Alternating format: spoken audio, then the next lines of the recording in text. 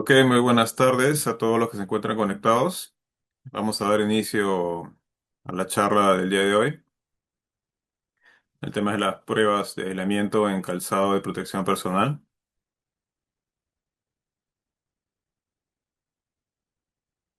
Bueno, voy a hablarles un poco de mi experiencia. Soy analista del laboratorio físico del CITECAL Lima. Tengo experiencia en lo que es ensayos físicos y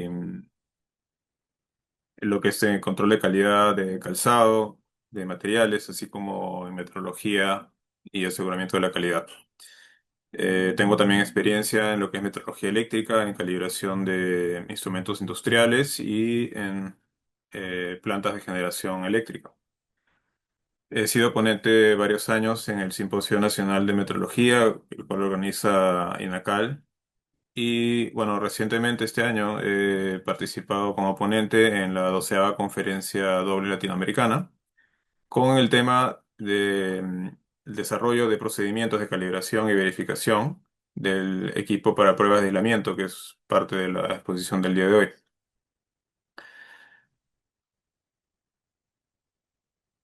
Vamos a conversar un poco del CITECAL, de lo que es los servicios de laboratorio, algunos conceptos previos y entramos entonces al tema del día de hoy. Bueno, quisiera también comentarles que esta charla se da en el marco de la Semana Nacional de la Ciencia en el Perú. Son parte de las actividades descentralizadas que organiza el CONCITEC a fin de poder realizar la promoción de la ciencia en el Perú. Nosotros hemos sido invitados y bueno, estamos participando con varias charlas.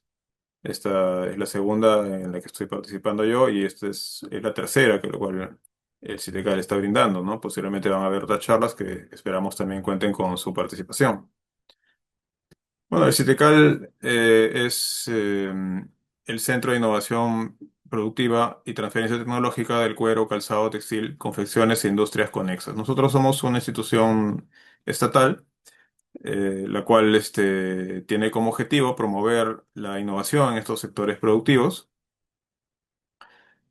Como parte de la estrategia para alcanzar estos objetivos, nosotros brindamos servicios como lo que son ensayos de laboratorio, asistencia técnica, capacitaciones, certificación de competencias laborales, diseño y desarrollo de productos. Contamos con una planta piloto de curtiembre y con un área de I+D, de investigación y desarrollo. Bueno, en la unidad de laboratorio es un laboratorio de primer nivel, digamos, único en el Perú, especializado en los ensayos de calzado y materiales como el cuero y el caucho. Tenemos un área de ensayos químicos, físicos y recientemente vamos a tener a su disposición un laboratorio de química orgánica y inorgánica. Mantenemos constante contacto y relación con institutos de gran prestigio como el INESCOP, CETEC, y bueno, nos mantenemos constantemente actualizados para poder brindar el mejor servicio. Los ensayos que brindamos, bueno, algunos como los ensayos físicos, todo lo que viene a ser calzado de seguridad, ensayos en cuero, cartones, fibras, bueno, todo lo que tiene que ver con materiales con los cuales se puede fabricar el calzado. Tenemos ensayos químicos en cuero, como determinación de humedad, materias lavables totales, materias inorgánicas, ¿no? Lo que es pH, cromo. Y también hacemos lo que es identificación de materiales para el reglamento de etiquetado del calzado. También hacemos lo que es pasantías personalizadas. eh, de tal manera que podemos transferir pues nuestros conocimientos conforme nos vamos mejorando, ¿no? Bueno, vamos a hablar de unos conceptos previos. La mayoría seguramente ya conocen que consiste en material aislante, igual les comento. Bueno, los materiales aislantes son materiales que tienen que ante un campo eléctrico no producen una corriente eléctrica significativa y esto es porque los materiales deben contar entonces con elementos portadores de carga, con electrones que sean posibles que puedan transportar esta carga, ¿no? Y en los materiales, por ejemplo, en los metales, estos enlaces son metálicos, digamos, los electrones que pasan de la banda de valencia, que es las electrones que están más próximos al núcleo, a una banda de conducción, ¿no? Esto es en teoría de bandas, le dicen, porque justamente trata de establecer bandas bajo las cuales Si se alcanza un nivel de energía, un electrón pasa a ser conductor, o sea, pasa a la banda de conducción. En tanto que en los aislantes, a diferencia de los metálicos o de los elementos conductores, hay una distancia, por decirlo, o una cantidad de energía muy alta para que pudiera ocurrir este efecto. Entonces, ante un campo eléctrico, un conductor no tiene portadores de carga suficiente, ¿no? Eh, y los aislantes tienen un comportamiento dieléctrico. Esto es que, digamos, los átomos, ante la presencia del campo eléctrico, pues, la nube de electrones que lo rodea va a sufrir pues un sesgo, ¿no? Y lo va a convertir en un dipolo. Esto quiere decir que van a tener un comportamiento digamos, el cual va a alinearse con el campo eléctrico que se está aplicando y va a generar un campo eléctrico interno incluso dentro del material, que se va a oponer o va a disminuir el efecto del campo eléctrico aplicado, ¿no? Entonces, todo aislante tiene un comportamiento dieléctrico, ¿no? ¿Y de qué va a depender? De su constante dieléctrica, de la permeabilidad que tiene, y algunos son mejores que otros. Un buen dieléctrico es un excelente aislante.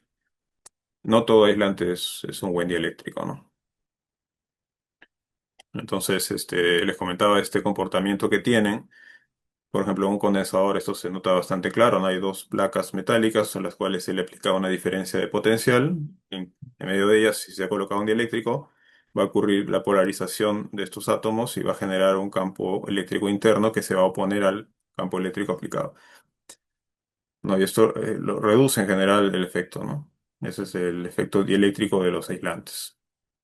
Bueno, otros conceptos que podemos hablar, la tensión de ruptura dieléctrica es justamente una diferencia de potencial que al aplicarse sobre un material va a producir justamente un fallo dieléctrico, es decir, el material aislante va a convertirse por un breve momento en conductor y luego, bueno, obviamente va a haber una generación de calor, se va a destruir, ¿no?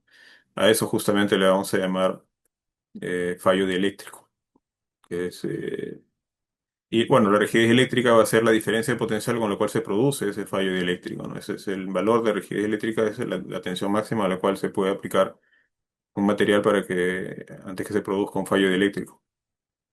Bueno, y una descarga disruptiva va a ser justamente cuando ocurre esta falla, se produce una descarga rápida, abrupta, ¿no? Que puede causar daños al material, ¿no? Entonces, también vamos a hablar de tipos de falla. Por ejemplo, hay fallas que van a ocurrir a través del material. Es decir, por ejemplo, en el caso de que usted aplique una diferencia de potencial entre dos placas, ¿no? Y en medio tiene usted un material dieléctrico. Cuando ocurre una falla de tipo breakdown, va a ocurrir la ruptura o la descarga disruptiva atravesando el material, ¿no? Ese es un tipo de falla. En tanto que hay otro tipo de falla, como la de tipo flashover, que la descarga va a ocurrir en la superficie del material, ¿no? Es decir, no va a atravesar el material, sino que va a seguir una superficie, ¿no? Esto puede ocurrir por muchas razones, puede ser desde contaminación, humedad, bueno, el aire que está acercando a la superficie se ioniza, pero depende mucho también del material, obviamente, no solo de las condiciones y de la contaminación externa, ¿no? Entonces, esta falla no atraviesa el material, sino que va a seguir la superficie del material. Es un tema interesante. Estos conceptos están en la norma CTMF819 para quien los quiera revisar. Bueno, también les quiero comentar un poco acerca del equipamiento con el que contamos. El Citecal bueno, el Citecal ha adquirido no solamente un equipamiento, sino también aquellos equipos o patrones que nos permitan asegurar la calidad de los resultados. Contamos primeramente con un equipo automatizado para las pruebas de ruptura dieléctrica, el cual cuenta con un rango de hasta 50.000 voltios en corriente alterna. Tiene capacidad de detectar la falla dieléctrica, además de poder medir obviamente las corrientes de fuga. Es un equipo totalmente automático, el cual además bastante seguro. Como pueden ver, tiene cuenta con una cabina, la cual es cerrada, no permite el acceso durante las pruebas y tiene una precisión y una exactitud muy, muy buena. Además de los accesorios necesarios para poder realizar las pruebas, ¿no? También hemos adquirido patrones como un kilovoltímetro, el cual nos permite poder hacer las verificaciones que se requieren para poder asegurar la calidad de los resultados. Eh, Muchas de estas normas nos dicen que debe ser inspeccionado, verificado, pues al menos una vez al año, ¿no? Y eh, esto también incluye procesos, actividades internas para poder mantener esa confiabilidad en ese equipo, ¿no? Los patrones, como el kilovoltímetro, mm, nos permiten medir no solamente tensiones alternas, sino también continuas. Tiene una muy buena exactitud, un valor bajo de incertidumbre como patrón. Y bueno, también contamos con otros patrones como multímetros de 6,5 dígitos, multímetros para poder hacer la verificación de las corrientes de fuga y, bueno, medidores de condiciones ambientales como un barotermohigrómetro. Además de eso, bueno, les comentaba que esos patrones se han adquirido justo para poder hacer la verificación del equipo, ¿no? Es decir, nosotros además debemos contar con todos los equipamientos necesarios y los procedimientos adecuados para poder hacer estas actividades, ¿no? Que son de alto riesgo. Y para ello, obviamente, tenemos que tener en cuenta pues, el Código Nacional de Electricidad para poder haber hecho las instalaciones adecuadas. Debemos conocer el Reglamento de Seguridad y Salud en el Trabajo con Electricidad. La versión actual es la de 2013 y las normas de seguridad eléctricas como la NFPA 70E, ¿no? Nosotros vamos a establecer estas actividades y los procedimientos necesarios para brindar el mejor servicio, además de con la seguridad requerida, ¿no? Bueno, eso es en cuanto a lo que les voy a decir previamente. Como vamos a entrar de lleno entonces a las pruebas de aislamiento. Entonces, lo primero que les quiero comentar es que las pruebas de aislamiento, los tipos de calzado de protección eléctrica son en función a normas técnicas de especificaciones. eh, Se dan dependiendo del nivel de riesgo en realidad, ¿no? Es decir, hay diversas normas, incluso he puesto aquí justo las principales, las más comunes. Hay normas también como normas canadienses.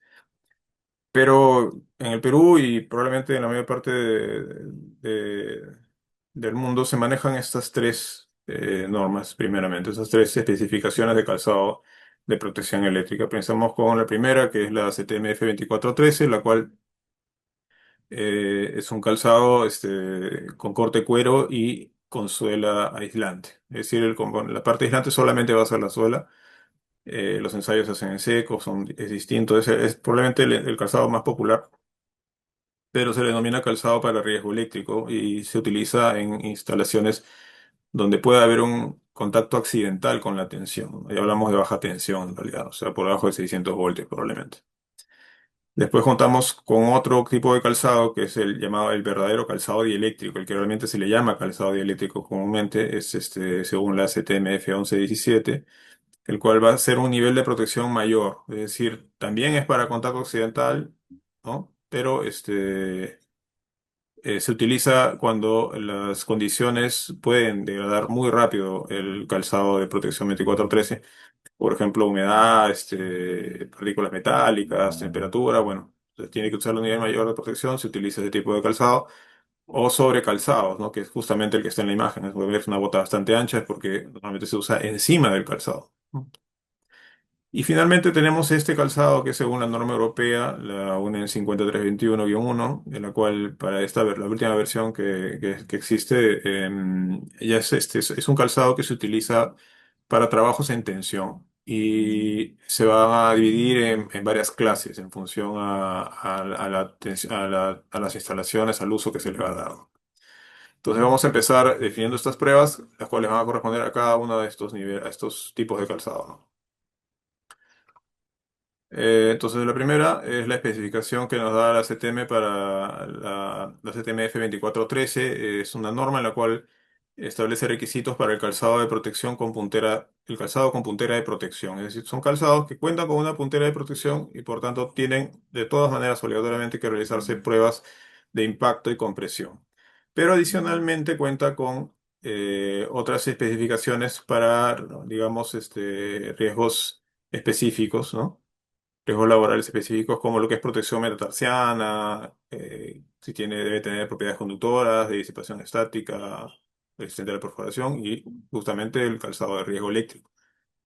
Eh, entonces, vamos a encontrar este calzado del 2413, el cual va a tener una o varias de estas propiedades, pero de todas maneras tienen que tener las dos primeras, que es impacto y compresión. Se puede tener impacto y compresión y a su vez riesgo eléctrico, ¿no? O incluso riesgo eléctrico, impacto, compresión, riesgo eléctrico y resistente a la perforación también. Puede ser un calzado que cubra varias de estas propiedades. Pero la norma establece los requisitos para este tipo de calzado con protección de puntera. Todos, como le digo, deben cumplir la resistencia al impacto y a la compresión. Y bueno, como le decía, se usa normalmente, digamos que es la primera barrera contra un riesgo eléctrico, ¿no? Es decir, probablemente no sea, no se le puede dar realmente un calzado de uso profesional, en realidad no se trata de un calzado a un profesional que va a estar constantemente expuesto a riesgos eléctricos a niveles de tensión, realmente se requeriría un mayor nivel de protección, ¿no? Este es un calzado que simplemente cumple el nivel básico contra un riesgo eléctrico o contacto accidental con la tensión, ¿no? Entonces la norma, la 2413, nos dice, por ejemplo, para efectos solamente para efectos del calzado de riesgo eléctrico, que además obviamente de cumplir con la protección de los dedos y soportar las pruebas de impacto y compresión.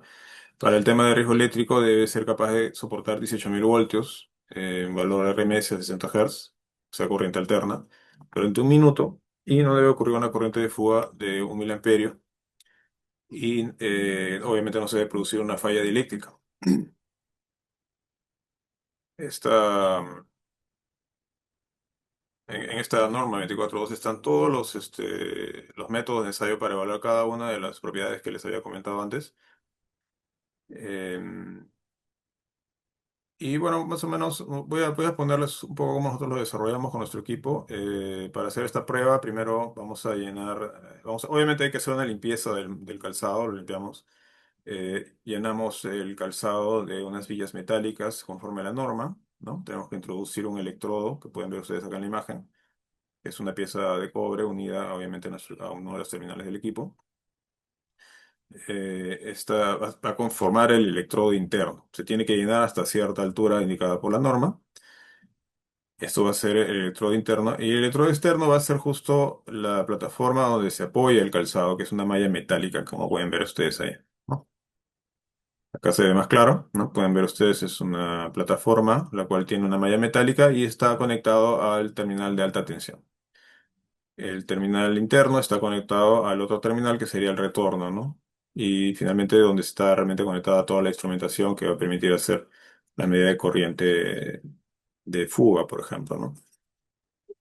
El equipo además cuenta, como les decía, con un detector en caso de falla dieléctrica, y esto es porque a veces esta falla es bastante rápida, podría ceder incluso la capacidad de medida de corriente en ese instante. Entonces, probablemente cuando ocurra la falla eléctrica no vamos a saber realmente qué nivel de corriente alcanzó, ¿no? Porque es una falla eléctrica abrupta, simplemente falla el calzado, y eso es suficiente para que se considere que no ha pasado la prueba. O podría no haber una falla eléctrica y producirse una corriente de fuga significativa mayor a 1 miliamperio y tampoco pasaría la prueba, obviamente, ¿no? Esas son condiciones bajo las cuales el calzado podría no pasar la prueba y que el equipo debe estar en capacidad de poder detectar, ¿no? Entonces, como les decía, se llena con estas villas, en lo cual la norma indica que es entre 3 a 5 milímetros. Son villas que hay que estar manteniendo, hay que estar observando, verificando, obviamente, porque estas villas se pueden oxidar, ¿no? Entonces, también hay que evitar, obviamente, que se contaminen con restos, con materiales que puedan desprenderse, por ejemplo, del calzado, ¿no? Por eso es que el calzado tiene que limpiarse previamente. Y bueno, la norma dice que la profundidad, digamos, no debe ser inferior a 30 milímetros, dice, ¿no? Em, bueno, podemos decir también que bueno, un tema de muestreo que se tiene que hacer, que también lo indica la norma. Y ese ensayo se tiene que realizar con temperatura y humedad controlada, ¿no? Y se tiene que haber hecho un acondicionamiento de 24 horas además, ¿no? Esto es importante porque parte de las posibles, cuando les hablaba de las fallas dieléctricas, con las fallas, tipos de fallas, por ejemplo, en el caso del flashover, va a depender justamente de condiciones ambientales. Eh, por ejemplo, el tema de la humedad, ¿no? Entonces, aparte de, bueno, el tema de la temperatura se entiende que también justamente va a ocurrir un material, va a tener también obviamente a afectar su cualidad eléctrica dependiendo de la temperatura, ¿no? Pero seguramente eso va a ser más notorio a mayores niveles de temperatura que los que podamos conseguir en temperatura ambiente. Pero son condiciones que deben ser controladas en el ensayo, ¿no? Bueno, el montaje, como se les puedo indicar acá, se coloca el calzado con el electrodo sobre esta malla que va a corresponder al electrodo de alta tensión externo. Y para hacer el ensayo, lo que hacemos el equipo, una vez que se coloca, se presenta el calzado, se cierra la cabina, el equipo lo que va a hacer es va a empezar el ensayo aumentando la tensión, 1000 voltios por segundo, hasta alcanzar los 18 kilovolts, y lo va a mantener pues por un minuto, ¿no? Posteriormente a eso va a ser un descenso de la tensión, justamente con la misma tasa de 1 kilovolt por segundo, ¿no? Acá pueden ver ustedes una gráfica, la cual más o menos es realmente la gráfica que sale de nuestro equipo. El equipo es automático, cuenta también con una conexión a una PC, la cual tiene un software y nos permite realizar estas gráficas. Para el reporte, bueno, hay que considerar una exactitud de 0,1 miliamperio para la corriente, ¿no? Una precisión, perdón. Y obviamente se tiene que dar información sobre si ya se ha presentado o no una falla eléctrica o si se ha cerrado un arco eléctrico incluso, ¿no? Cosa que es más extremo, ¿no? De hecho, un flashover no es exactamente un arco eléctrico, no es que se ioniza el aire, sino que va, como les decía, sobre la superficie, ¿no? Bueno, ese es en cuanto a la 2412, que es como les decía la norma, el tipo de calzado más común.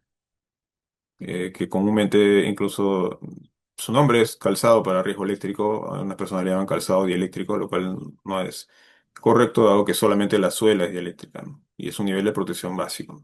El verdadero calzado eléctrico es justo el que les voy a poner ahorita, que es según la norma CTM F1117.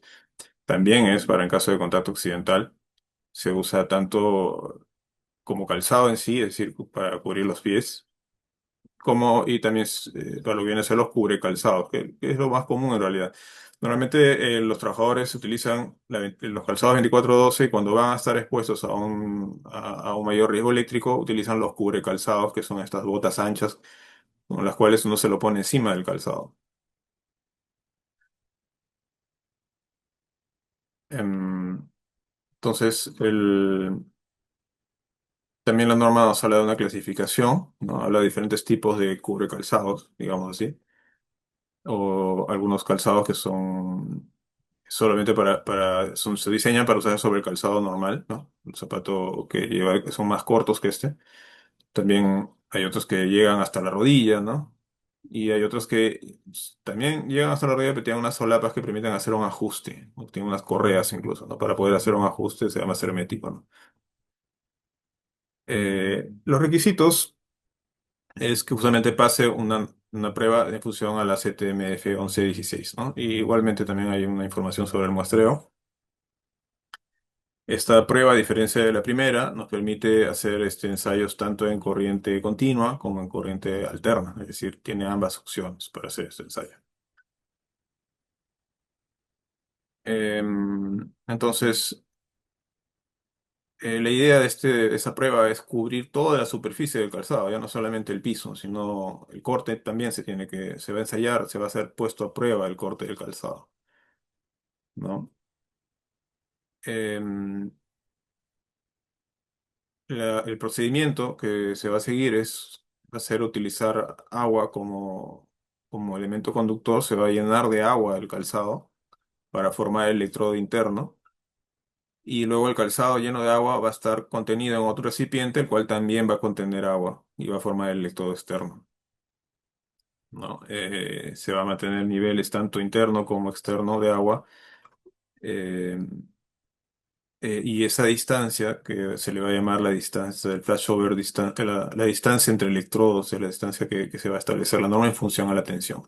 Es decir, Va a haber dos niveles, ¿no? 15.000 y 20.000, y se va a mantener una distancia de 127 milímetros, por ejemplo, ¿no? El cual va a ser la distancia entre el agua, la superficie del agua exterior y el agua interior, obviamente rodeando la pared del calzado, ¿no? Es decir, la distancia entre la parte más alta del corte y el agua, tanto el agua interna o externa, va a ser la mitad de este valor, ¿no?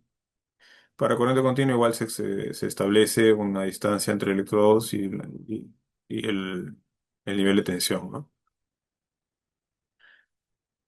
Eso es justo lo que les decía. Por ejemplo, por una distancia de 152 milímetros entre los electrodos, comprende una distancia de 36 milímetros entre la parte superior del calzado hasta la superficie del agua, ¿no? Tanto para la parte interna como la parte externa. Hay calzados que pueden tener un forro de pronto que puede hacer absorber agua, entonces hay que evitar que justamente por capilaridad ese forro se humedezca y justo la pared que debe permanecer seca se empape, ¿no? Entonces hay que hacerlo con un tiempo controlado, ¿no? No demorarse demasiado para que evitar en lo posible eso. Bueno, se puede usar otro conductor, nos indica, ¿no? Pero te recomiendo que uses el agua en realidad, ¿no? Incluso nos dan una determinada conductividad del agua, ¿no? Que es 0,25 mho. Ahora, hay que tener obviamente que la bota llena de agua tiene un peso, entonces hay que tener los accesorios adecuados para poder sostener esta bota mientras se hace el ensayo, ¿no? En- entonces se requieren obviamente de estos accesorios y como les decía, la norma incluso nos indica, ¿no? Que el equipo debe inspeccionarse al menos anualmente para poder asegurar el estado general y verificar las características de precisión de la tensión de prueba. Es decir, nos está pidiendo una verificación, una confirmación meteorológica en realidad. Mm, Bueno, para hacer la prueba en corriente alterna, nos pide algunas características del equipo, ¿no? Una precisión del circuito de medición de más o menos 1 kilovolt y determinadas condiciones de la calidad de la energía, ¿no? Por ejemplo, en este caso, el factor de cresta nos habla, ¿no? Que no desvíen más del 2% de la onda sinusoidal. Todo esto de acá viene a ser las características del equipo, ¿no? También nos habla la norma acerca de cómo se va a hacer la medida de la tensión. En nuestro caso, corresponde con la acción uno que es un voltímetro que a través de un transformador de instrumentación conectado en paralelo mide la alta tensión. Hay otras opciones, bueno, no creo que venga más detallarles. Y como les decía, también esta norma nos dice que podemos hacer las medidas en corriente continua, ¿no? Igual también establece unas características la norma muy similares para efectos de la corriente continua. Em, y respecto del acondicionamiento, nos habla de, bueno, obviamente una temperatura mucho más, nos da un rango de temperatura mucho mayor, entre 20 y 30 grados, ¿no? Temperatura ambiente, temperatura temperatura, como le dicen no hay niveles de exigencia mayores como en el caso de la 2412, si nos daba pues 22 más o menos 3 grados, 50 más o menos 5% de humedad. Acá no, acá básicamente nos están pidiendo temperatura ambiente prácticamente para hacer la prueba. Bueno, el ensayo básicamente va a ser colocar el calzado en el accesorio adecuado para mantener estas condiciones con el agua, tanto en la parte interna como externa. Se puede aplicar la tensión a su 75% del valor de ensayo, luego se tiene que subir igual de 1000 voltios por segundo hasta alcanzar el valor de tensión apropiado, adecuado, y se puede mantener, nos indica la norma, entre 1 minuto y 3 minutos, ¿no? Una vez hecho eso, se tiene que hacer igual una reducción gradual, ¿no? Hasta por lo menos la mitad de la tensión de ensayo antes de poder abrir el circuito y cortar completamente la tensión. Acá más o menos les presento el detalle ¿no? Con nuestro equipo. Este es el contenedor de líquido el contenedor donde se va a colocar la muestra se llena de líquido y se conecta a la alta tensión. La bota, pueden ver ustedes acá, está marcada incluso la altura a la cual tiene que llegar el nivel de agua, tanto en la parte interna como en la parte externa. Una vez que se llena de agua la parte interna, se empieza a llenar la parte externa, ¿no? Porque si no, el calzado pues, va a flotar, ¿no? Y luego se ingresa con mucho cuidado lo que vendría a ser el contacto del electrodo, ¿no? El contacto que es esta cadena que pueden ver ustedes, que ingresa en el agua, ¿no? Entonces así ya se establece el circuito. Las zonas que están por arriba del nivel de agua tienen que estar secas. Está bien, Eh, de la Plaza sí. María está bien. Perdón.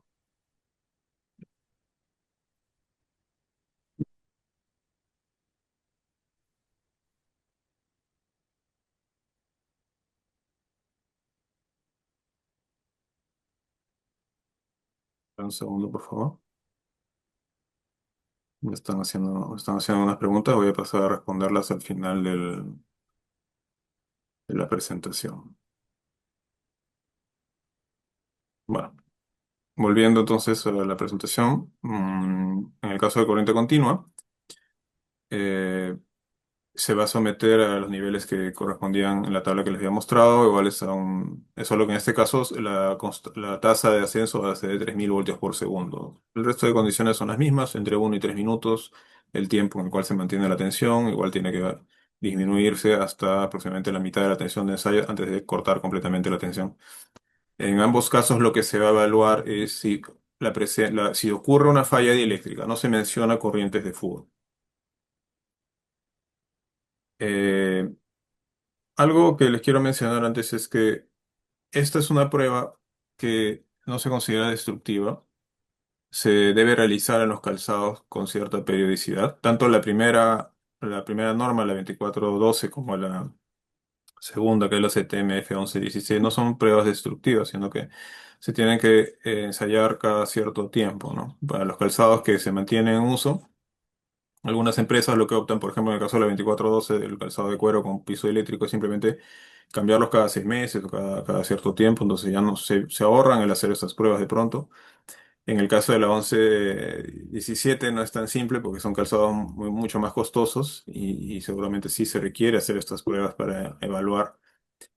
Más aún porque a diferencia de los guantes, estos calzados, en los guantes, por ejemplo, hay unas pruebas que se pueden hacer como inflarlos, como examinarlos de manera un poquito más es más sencillo, ¿no? Que en el caso del calzado. Entonces sí se deberían hacerse esas pruebas en el caso de los calzados eléctricos, ¿no? Para saber si están operativos o no, ¿no? Bueno, ahora vamos a hablar acerca de la última norma, el último tipo de calzado que funciona en la norma europea.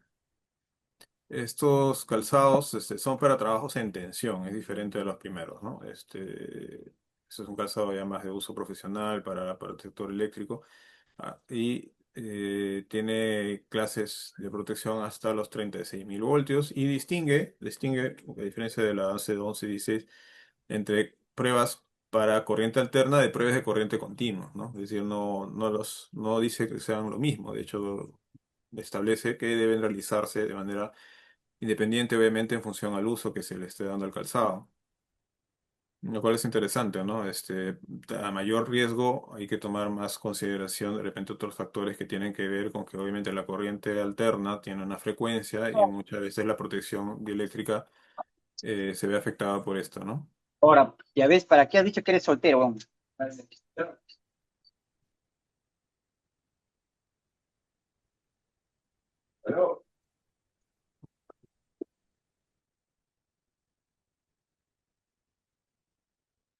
Entonces, es decir que estos calzados son para uso, para trabajos en tensión, ¿no? Son un calzado de mucho mayor nivel de protección, ¿no? Entonces podemos distinguir todas estas clases, podemos hablar de 6 clases, ¿no? Calzado para instalaciones que tienen 500 voltios alterna o 750 continua y así pueden ver ustedes hasta los 36.000 voltios, ¿no? A partir del nivel 3 ya solamente se maneja alta tensión alterna. Bueno, en esta norma vamos a tener que considerar algunos algunos ensayos que son el ensayo de tipo que se realiza para calzados, digamos, que son representativos de una producción, es un ensayo destructivo. Y lo que son ensayos individuales, que en este caso van a ser ensayos no destructivos, ¿no? Al final les voy a indicar más o menos la diferencia entre estos, pero lo que voy a exponerles ahorita es justamente el primero, el ensayo tipo, que es un ensayo el cual vamos a considerar como ensayo destructivo. Es decir, una vez que se hace la prueba, ya ese ensayo, este calzado ya no debe ser utilizado. Vamos a hablar de una tensión soportada, que es la tensión la cual se aplica bajo las condiciones determinadas y se espera que no ocurra una descarga disruptiva, ¿no? Y una tensión de prueba, la cual, digamos, se lleva hasta un valor máximo, ¿no? Y luego se disminuye rápidamente y se espera también igualmente que no sean afectadas la rigidez eléctrica del calzado, ¿no? Van a ver ustedes la diferencia cuando ya les explique esto al detalle. En este caso, el calzado, antes de realizar estas pruebas, sobre todo hablamos de la prueba tipo, se tiene que sumergir en agua por 16 horas. Se va a mantener en unas condiciones de alta humedad, ¿no? O sea, totalmente sumergido en agua por 16 horas. Luego se tiene que retirar, se tiene que voltear boca abajo, ¿no? Para que drene todo el agua por 45 minutos. Y se tiene que estar acondicionando 23 grados más menos 5, más menos 5 grados y 60% menos, menos 15% de humedad, ¿no? Bastante más amplio que las condiciones de ensayo de la 24-12. Ese es el acondicionamiento, ¿no? Entonces, posterior a eso, hasta máximo una hora, se tiene que realizar el ensayo, ¿no? Y el ensayo en sí ya tiene, pues, condiciones iguales, ¿no? De 23 más menos 5 y 60% más menos 15. Entonces, mira, mucho más extremo, ¿no? El calzado se va a tener que sumergir en agua, así pero se considera ese efecto de que pueda absorber humedad, ¿no? Otra de las condiciones que debemos considerar es la altura del calzado, es decir, hay una altura, digamos, una altura del corte mínima para poder hacer el ensayo. Por tanto, esa altura debe ser suficiente según la clase del calzado. Entonces, la norma establece esto eh, según el diseño del calzado. Y justamente hay un requisito que son requisitos no eléctricos, por ejemplo, lo que es el requisito de diseño considera cuatro tipos de diseño para este tipo de calzado. Y en función a esos tipos de diseño va a establecer las alturas mínimas que debe tener para poder realizar el ensayo, ¿no? Además de eso, la norma establece que estos calzados deben cumplir con su norma técnica de especificaciones como calzado de seguridad, por ejemplo, debe cumplir con los mínimos que exige la 20345 o para calzado, si es calzado de protección, ¿no? La 20346 o calzado de trabajo, ¿no? Es decir, deben cumplir esos requisitos mínimos que se establecen según el tipo de calzado que vendría a ser, ¿no? Les hablaba justamente de la altura del corte. Esta debe ser suficiente como para que la altura mínima de ensayo corresponda con la norma. Acá, por ejemplo, podemos ver esto para diferentes tipos de calzado, diferentes diseños de calzado, en función a la talla, vamos a tener una altura mínima de ensayo, ¿no? Una altura que va a ser sometida al ensayo. Es decir, cuando hablamos de altura mínima nos referimos a la cantidad de agua que vamos a ingresar en el calzado y vamos a mantener al mismo nivel en la parte exterior del agua. Acá más o menos les comento cómo va a ser se tiene que establecer esa altura mínima, va a ser justamente la mayor distancia de aislamiento de agua, es justamente esa distancia, es esa distancia que vamos a establecer de la altura del agua, debe ser suficiente, ¿no? En función a la norma, como vamos a ver en la tabla que sigue. Acá son la tabla en función a la clase de calzado, debe haber una distancia del agua, el nivel de agua y la parte superior del calzado, ¿no? Y por tanto tiene que haber una altura mínima de ensayo, ¿no?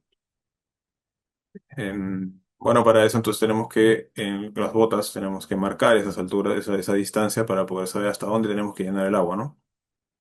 Y cumplir con tanto con la altura mínima y con la distancia, perdón, de agua entre la parte superior y la parte del nivel del agua. Similar a lo que hacemos con la CTMF 1116, ¿no? Bueno, hay otros requisitos, esos son los requisitos eléctricos, ¿no?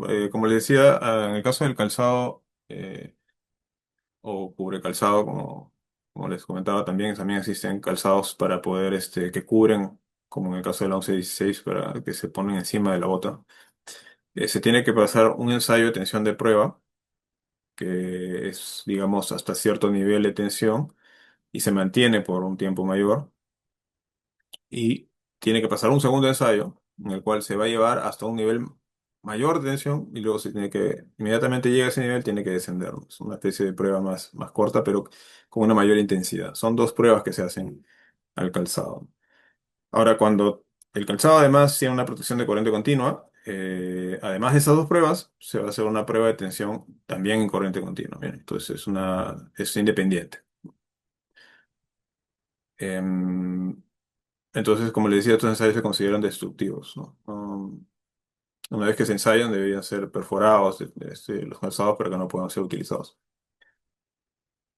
Bueno, ahora vamos a hablar acerca de los niveles de tensión en función a cada clase. Tenemos que empezamos, por ejemplo, para la clase doble cero, un valor de 2500 volts. Y para la tensión de prueba, ¿no? Y miren, para la tensión soportada es el doble, 5000.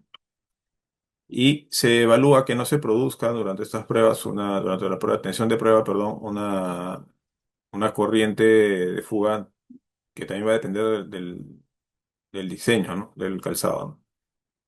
Ahora, ¿por qué eso es así? Bueno, es que es un calzado más cortito, digamos, tiene una superficie, una capacidad de poder producir corriente de fuga menor a una bota alta, por ejemplo, ¿no? Te llena de agua una bota alta, tiene, digamos, mayor capacidad de generar corrientes de fuga en toda esa superficie y por tanto se tolera una mayor corriente en total, ¿no? De fuga. Y pueden ver que para la clase 4, por ejemplo, estamos hablando de 40.000 voltios para la tensión de prueba y 50.000 para la tensión soportada. Bueno, acá vamos a distinguir lo que es para calzado, es decir, aquellos elementos que para cubrir los pies y aquel que es el cubre calzado, ¿no? Acá la norma establece una tabla de valores distintos, por lo menos en la parte de la corriente de fuga, para cada nivel de tensión, ¿no? La norma también establece un marcado, lo cual debe considerarse el símbolo del doble triángulo que debe ir marcado en el calzado, según la norma IS 6417-5213. También tiene que ir, obviamente, la norma técnica de ensayo, que viene a ser la 5321, ¿no? La clase eléctrica, en este caso, para esta etiqueta es una clase 2. La tensión a la cual ha sido ensayada, ¿no? Eh, y una anotación, se dice, para lo que viene a ser la fecha de servicio, verificación e inspección periódica. En este caso, esta zona de acá pueden ver ustedes con un marquito, es justamente para que uno lo pueda anotar ahí. Hay un código de color en función a la clase y también hay indicaciones sobre lo que es el embalaje, tiene que ir con instrucciones de uso, el mantenimiento que se le tiene que dar, etcétera, ¿no? Bueno, la prueba es prácticamente igual a la CTM 1116, es decir, el arreglo que se tiene que hacer, es decir, igual se usa un contenedor con agua, se tiene que llenar hasta cierto nivel, el cual tiene que calcularse, como le decía, en función a la tabla. Es exactamente igual prácticamente al arreglo de la 1116. Igualmente vamos a tener entonces una gráfica, ¿no? La cual nos va a indicar justamente lo que en cuanto a la tensión de prueba, si es que están a ser producido corrientes de fuga en función al tipo de calzado. Este es el montaje que indica la norma. Bueno, como pueden ver ustedes, este, em, esta es la altura total del corte, por decirlo así, ¿no? Que va desde el piso hasta la parte superior. Pero la distancia de aislamiento es la distancia entre esa parte superior del corte y la superficie del agua, ¿no? Es el valor H que establece la norma en función a nivel de tensión.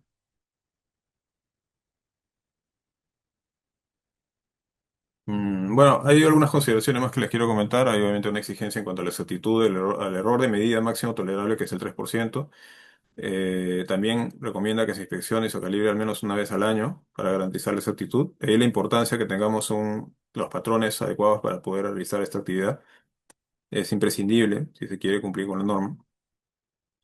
Debe tener, obviamente, detectores de fallo eléctrico, justamente por lo que les indicaba, esto ocurre muy rápido y puede ser que no haya tiempo de registrar un valor de corriente y tiene que ver también con la protección del equipo, ¿no? Una vez que ocurre la falla eléctrica, lo registra y desactiva el equipo justamente para que no haya ahí un accidente o no haya algún problema, ¿no? También habla acerca de la resistividad que debe contar el agua, 100 ohmios por metro.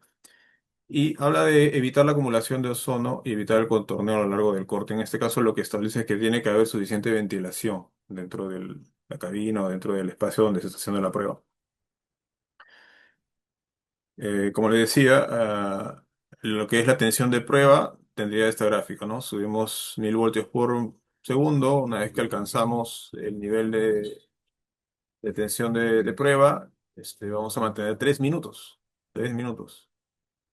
Antes de luego volver otra vez a descender, ¿no? Y en el caso de la tensión soportada, que es un valor de tensión mayor, va a ser solamente un ascenso igual a 1000 voltios por segundo, pero una vez que se alcanza el nivel de tensión alto, inmediatamente hay que hacer el descenso, ¿no? Son dos pruebas que se realizan con dos niveles de tensión distintos y como pueden ver en algunos casos uno excede al otro casi por el doble, ¿no? También en el caso de la tensión, en el caso del corriente continua, solamente hablamos de tensión soportada y esta es solamente por un minuto, ¿no? El nivel de ascenso, la tasa de ascenso es de 3000 voltios por segundo también, ¿no?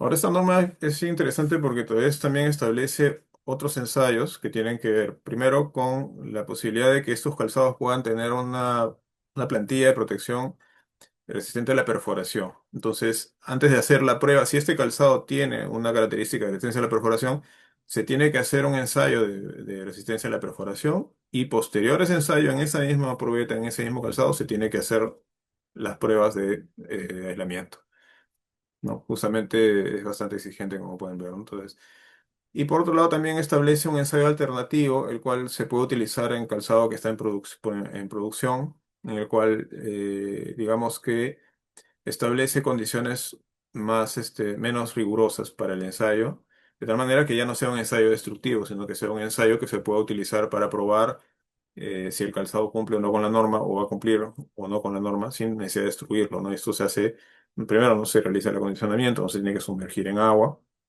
se hace en seco, se usan villas metálicas, y ya no es 3 minutos el tiempo de la tensión de prueba, sino solamente un minuto. Esa es la prueba alternativa que se utiliza, según indica la norma, para el calzado en producción, ¿no? Bueno, la siguiente tabla que les presento es más o menos las principales exigencias que nos piden, los requisitos de las diferentes normas que os he expuesto, ¿no? Pueden ver que la UNED 5321 establece periodos mayores, casi de 1 a 3 minutos, a comparación de la 2412, que solo es un minuto.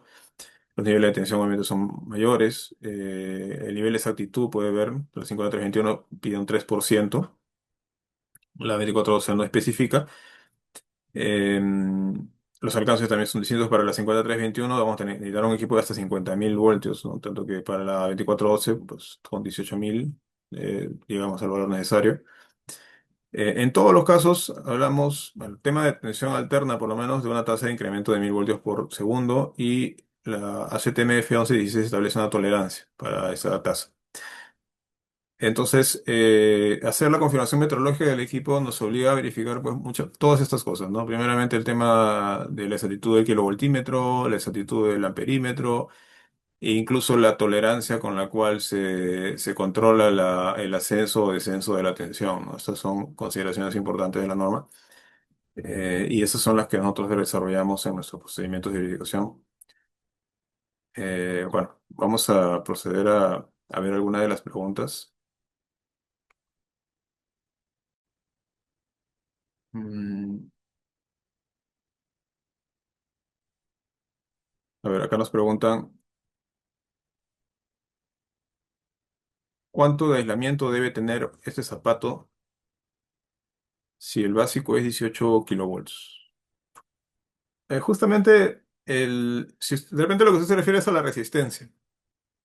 Pero justamente la norma, por eso le empezaba diciéndole acerca del aislamiento y del comportamiento dieléctrico. La norma, pueden ver ustedes, las pruebas no miden la resistencia eléctrica. Es decir, usted no puede agarrar un voltímetro y medir la resistencia del calzado y establecer un valor de resistencia. Porque resulta que lo que se quiere es que justamente exista un comportamiento dieléctrico que permitas, no solamente cumplir con la capacidad aislante, sino que esta sea confiable en el tiempo, ¿no? Y por tanto resista mejor condiciones de humedad, de desgaste, grietas que puedan existir durante el uso, la contaminación misma, ¿no? Entonces el piso, como tiene ese comportamiento dieléctrico bueno, es un buen dieléctrico, también va a tolerar más la temperatura. Entonces, todas esas que espera, esas cualidades que usted espera, no se va a probar midiendo resistencias, ¿no? Que seguramente es lo que me está consultando. sino que se prueba a través de esta prueba con alta tensión y se espera y se ha establecido niveles de alta tensión con los cuales se puede llegar a establecer si el calzado es, el material es un aislante con un buen comportamiento dieléctrico, ¿no? Y por tanto mejor que un simple aislante, ¿no? Bueno, acá nos preguntan, en el laboratorio Citecal realizan la prueba dieléctrica para calzado industrial de la norma CTMF 2413 o NTP ISO 20345. Luego de la prueba se da un certificado. ¿Cuál es el costo del proceso? Bueno, respecto de los costos, no les puedo adelantar. Lo que sí les pido, por favor, de que escriban al apsitecal@itp.go.p o se comuniquen con nosotros, dejen su correo para que posteriormente a que ya se tenga el lanzamiento oficial de este servicio, que va a ser en breve, podamos comunicarles todos estos detalles. Ya, señora. Ahora, respecto a la CT La 2413 próxima. o la NTP ISO 20345 son dos normas distintas en realidad. Primero porque la 20345 no establece ya el requisito de rigidez eléctrica o aislante eléctrico.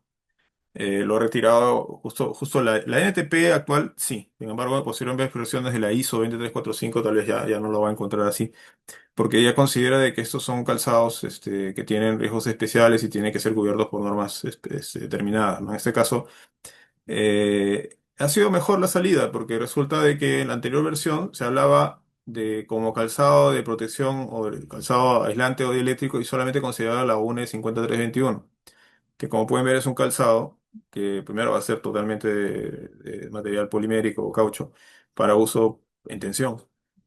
Y no había una norma que cubra al calzado de riesgo eléctrico, que es el de cuero con piso dieléctrico. Entonces, ese calzado de cuero con piso dieléctrico no estaba considerado en la norma NTP ISO 20345 ni en la ISO 20345. Entonces, ya como quien dice, lo que dicen es, miren, nosotros vamos a cubrir los riesgos básicos principales y para este tipo de riesgos, entre otros que hay que son especiales, vayan a la norma correspondiente.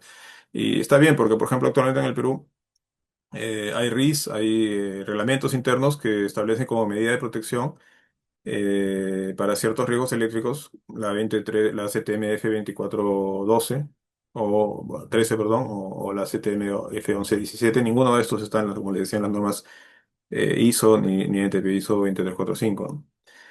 Entonces son normas distintas y se van a aplicar, en este caso, el empleador o la persona que evalúa los riesgos va a saber, en este caso, cuál nivel de protección, en el caso de riesgo eléctrico, va a utilizar, ¿no? Si es la CTMF 2413 o la CTMF 1117, o de repente ya es un nivel de tensión constante, va a tener que entrar en contacto, entonces ya va a utilizar seguramente la norma europea, ¿no? Ya eso depende obviamente del nivel de riesgo, ¿no? Eso no está establecido en las próximas versiones de la 20345.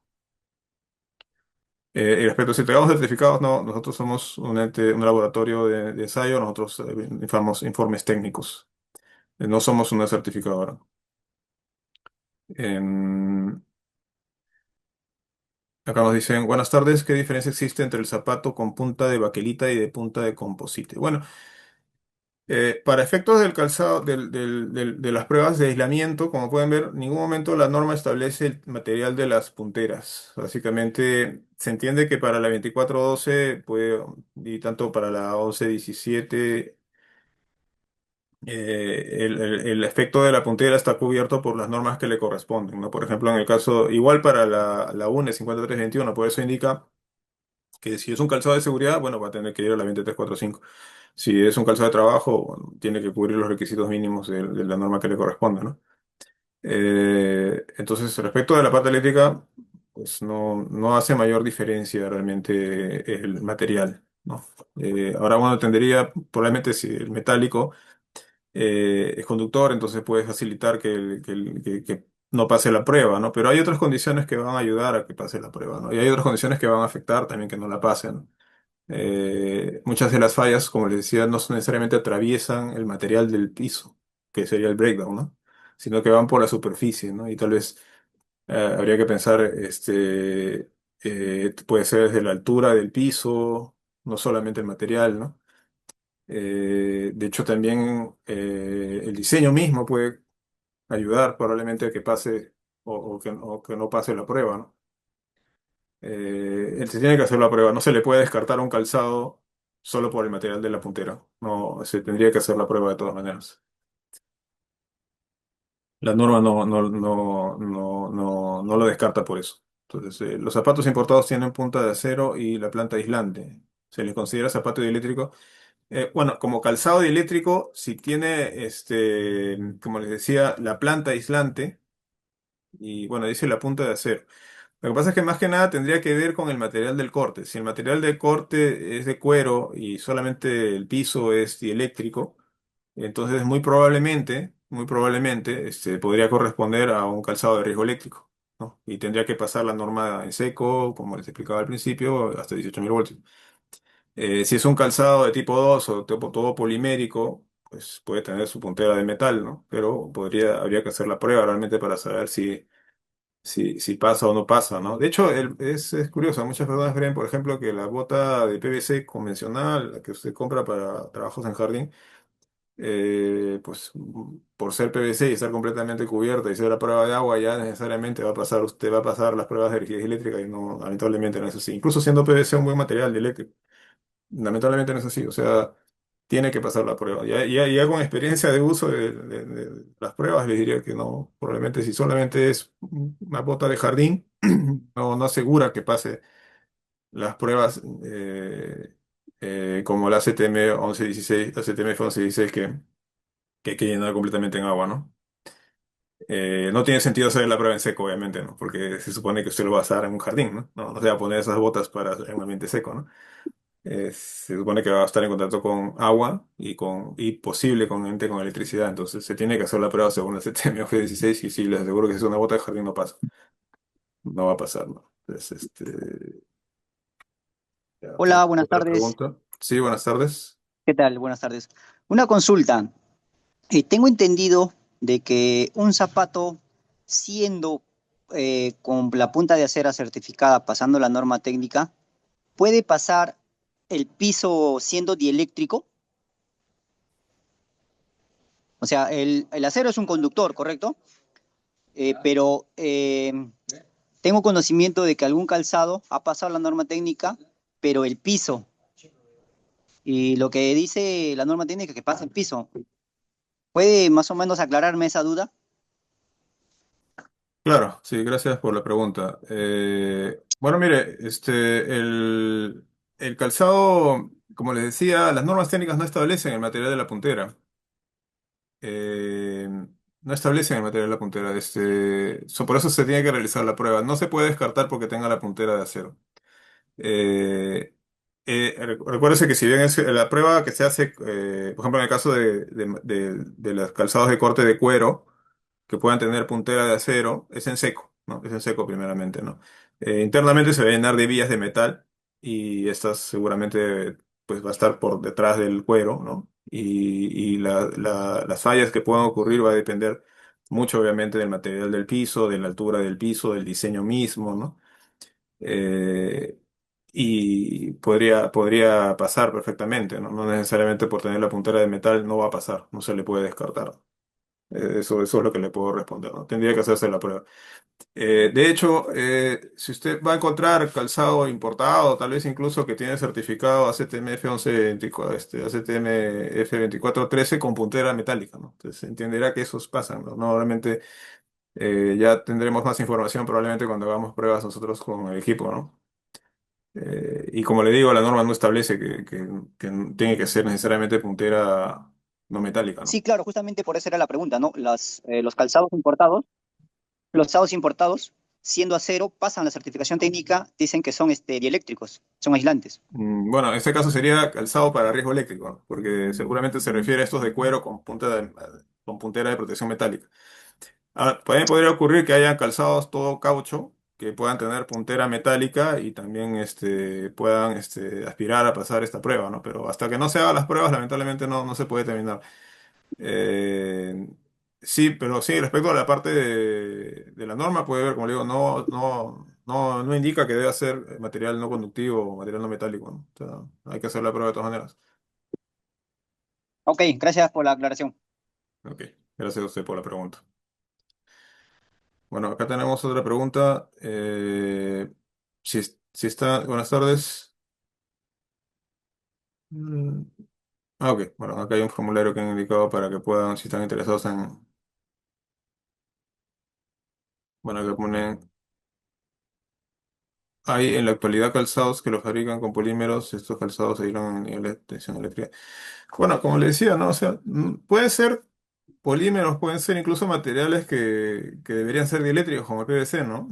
Pero podría, hasta que no se realice la prueba, no vamos a saber si tienen el adecuado comportamiento dieléctrico, ¿no? Porque no solo incluso tiene que ver con la permeabilidad dieléctrica, con la constante dieléctrica, tiene que ver incluso con su factor de disipación, por ejemplo.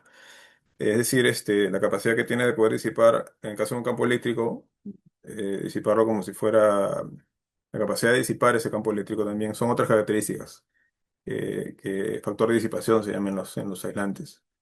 Son varias características, ¿no? Y que esa le da la posibilidad que incluso con una mayor, a un nivel de temperatura que pudiera degradar la capacidad eléctrica también soporten con una mayor contaminación, ¿no? Incluso si hay desgaste en la suela, ¿no? Son varias cosas que debe cumplir el material. Entonces, no basta solamente decir, oye, es caucho o es PVC, y probablemente pase la prueba, ¿no? No, ya por experiencia les digo, o sea, una bota de jardinería común no pasa la prueba. Siendo completamente impermeable, siendo un material bueno, de repente para efectos de desgaste del trabajo de jardín, no pasaría la prueba, por ejemplo, la CTMF 1117, que sería la que le podría corresponder, ¿no? Por eso esos calzados tienen un costo mayor, ¿no? No son tan económicos. Acá nos preguntan, para cumplir la condición mínima de todas las normas es que tenga la planta aislante, que sería, bueno. Mm, Miren, yo les recomiendo que consideren la palabra riesgo eléctrico para el calzado que tiene corte de cuero, que es la norma que le corresponde, y calzado dieléctrico como tal, consideren el calzado tipo 2 que le dicen que es una bota totalmente de caucho, de PVC o una bota cerrada. A ese le llaman calzado dieléctrico, tiene sentido porque tanto el corte como el piso es sometido a prueba. Es un calzado completamente dieléctrico, calzado completo. En tanto que el calzado de corte de cuero con el piso aislante o dieléctrico, siquiera solamente el piso es aislante, ¿no? Ese se le va a llamar calzado de riesgo eléctrico. Y es el nivel más básico de protección, ¿no? Entonces, no sé si... solo le podría decir esto, que el calzado dieléctrico debe ser completamente dieléctrico, tanto el corte como el piso, ¿no? Tanto que el llamado calzado de riesgo eléctrico que le digo, la característica principal es solamente en el piso, ¿no? De hecho, la única norma que establece ese tipo de calzado es la CTM F2413, que le llaman así, calzado para riesgo eléctrico. En normas europeas se estaba trabajando con una 50321-2 que le llamaba calzado contra choque eléctrico. Bueno, esa norma lamentablemente no ha prosperado, no terminó, 2020 creo que terminaron lo han dejado en stand-by. Entonces, hasta ahorita la única norma que establece ese tipo de calzado, que es corte de cuero y piso eléctrico, es la CTM F2413 y se le denomina calzado para riesgo eléctrico, no calzado dieléctrico. Ok. Entonces, no sé si tienen alguna otra pregunta. Si no, bueno, vamos a dar por concluida nuestra presentación.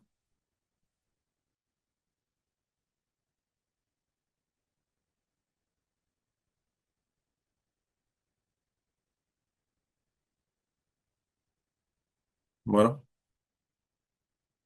Siendo las 5 en punto, entonces vamos a dar por concluida la presentación. Le voy a agradecer que llenen el formulario que se ha compartido en el chat para que puedan recibir información acerca de estos ensayos que vamos a brindar próximamente y otra información que les pueda ser de su interés.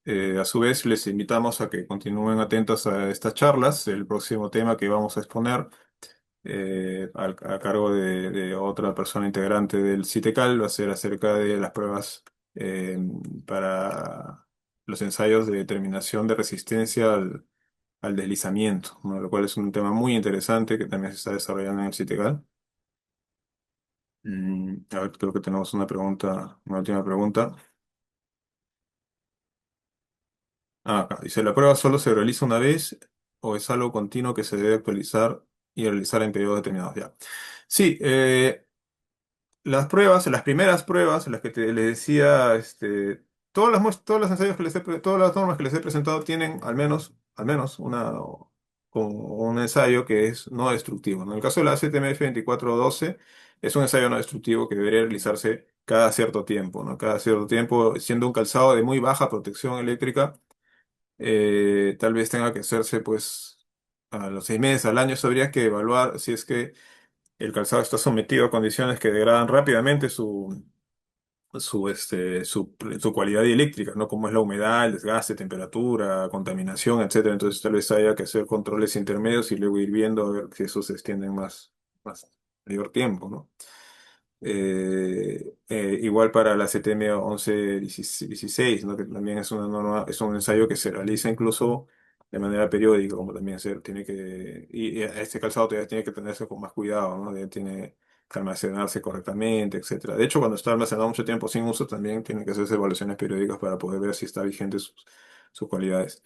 Y en el caso de la UNE 5321 tiene el ensayo alternativo que les decía, ¿no? Que es un ensayo el cual se podría hacer en producción, ¿no? Y que no destruye el calzado y por tanto también se podría repetir. Bueno, eso es, terminando con esta pregunta, me despido. Muchas gracias por la atención brindada y esperamos verlos en las próximas presentaciones que hagamos. Y por favor no se olviden de llenar el formulario. Apenas se lance este servicio, ustedes van a recibir esta información de manera oportuna.